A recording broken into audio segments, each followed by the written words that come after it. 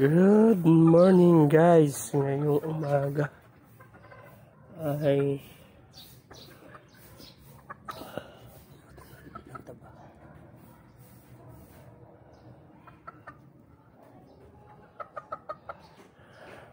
ngayong umaga nandito tayo sa likod bahay kasi tapos na tayo magpatuka ng manok. Tapos binawasan na naman natin yung inahin natin na dumalaga. So katayin natin yung dalawa. As birthday naman ako ngayon pag napapadala ko dun sa pagdating rito nung bunso ko, anak na lalaki. So ngayong umaga haharvestin ko yung puso ng saging. Halika, samahan nyo ako at kukunin natin sa taas.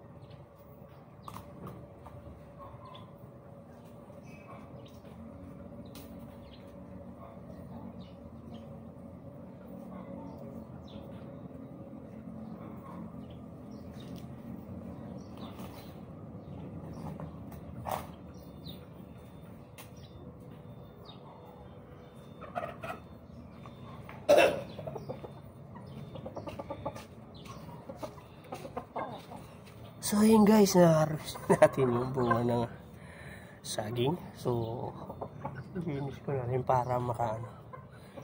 Kaya pala na ano yung bandang bago magdulo kasi na-stuck yung ano, hindi natanggal yung mga pinakabalat yung ganito. So parang nabulok, pero okay naman yun, at least makakaano siya ng ayos kasi natanggal na natin to. So hanggang dito na lang muna guys, maraming salamat sa panonood at medyo magiging busy tayo kasi kakain pa natin yung dalawang manok doon para pagdating ng anak ko. So hanggang dito na lang, maraming salamat sa panonood, thank you for watching, God bless at happy harvest.